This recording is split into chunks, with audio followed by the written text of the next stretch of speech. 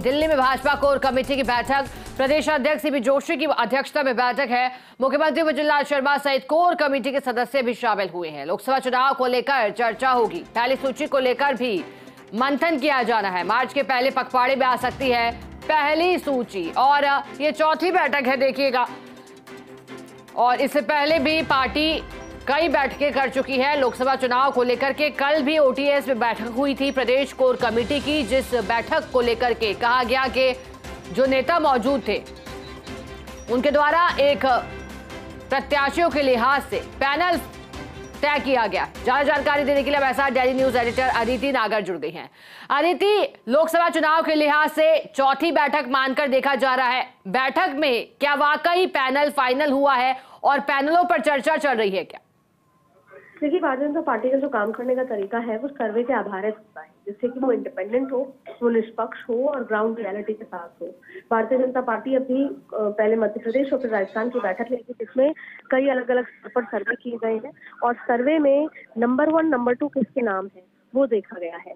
और उससे पहले जो सर्वे थे उसमें देखा गया था कि जो एग्जिस्टिंग एमपीज हैं उनको कितना पब्लिक चाहती है कि दोबारा टिकट मिले, वो अपना उनको जनप्रतिनिधि बनाना चाहती है उस पर।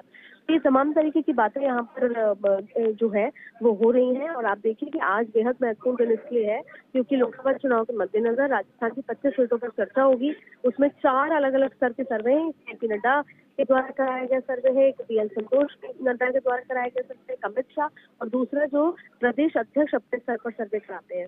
इन सभी सर्वे को लेकर जो करंट स्थिति है, और उसमें कई सर्वे इस तरह से आईना दिखाते हैं कि जो एग्जिस्टिंग विधायक सांसद हैं उनको उन्हीं के इलाके की पब्लिक कितना चाहती है, उस परसेंटेज पर भी गौर किया जाता है। और फिर विकल्पों पर बात होती है। तो जो पैनल की बात होती है वो विकल्प भी होते हैं कि अब जैसे देखिए अभी जो ताजा जानकारी आ रही है वो यही है कि राजेंद्र राठौर को जयपुर ग्रामीण में जो सर्वे है उसमें टॉप नंबर पे उनका नाम आया है। यानी कि राजेंद्र राठौर जयपुर ग्रामीण से प्रत्याशी हो सकते हैं। और अगर राजेंद्र राठौर होंगे तो जाहिर तौर पर से सतीश पूनिया भी अजमेर से चुनाव लड़ सकते हैं। तो इस तरह की स्थिति सामने निकल कर आ रही है क्योंकि जाट को भी बैलेंस करना है। और चाहे फिर वो स्पीकर की बात हो, सुमेधानंद की, और ऐसे बहुत सारी सीटें हैं जिस पर अभी फिलहाल टेंटेटिव सीटें लटकी हुई है। यानी कि अगर लबोलुबाब देखा जाए तो सर्वे के लिहाज से 50% सीटों को बदल देने की स्थिति है, सीटों पर प्रत्याशियों को। आज की बैठक में काफी सारी महत्वपूर्ण चर्चाएं होंगी। संगठन के लिहाज से जो सर्वेस को सामने रख के रियलिटी पर बात होगी और फिर संभवतः आज शाम तक राजस्थान की 25 सीटों पर एक खाका तैयार हो जाएगा। एक 90% बात पूरी तरीके से फाइनल हो जाएगी।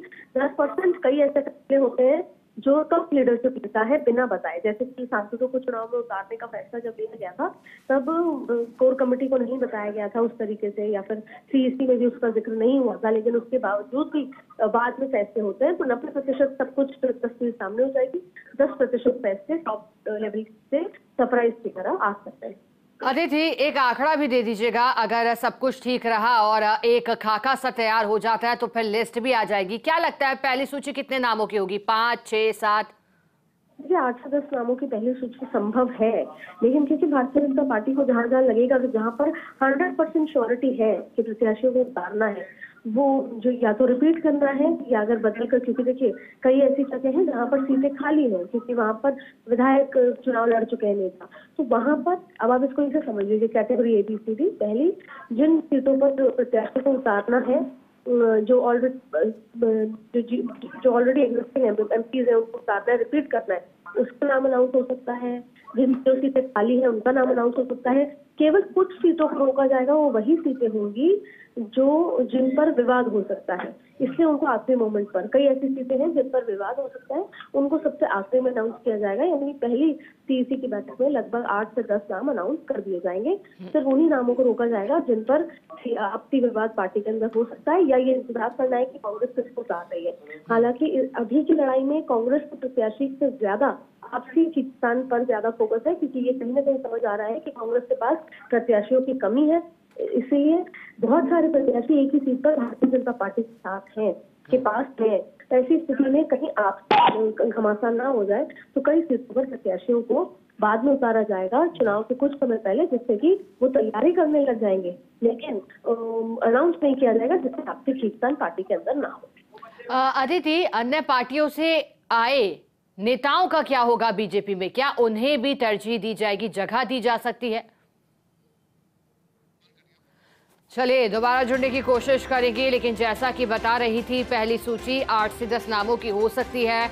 खाका आज शाम तक तैयार हो सकता है और पार्टी सर्वे को अहमियत देती आई है और ऐसा ही लोकसभा चुनाव के लिहाज से भी होने वाला है।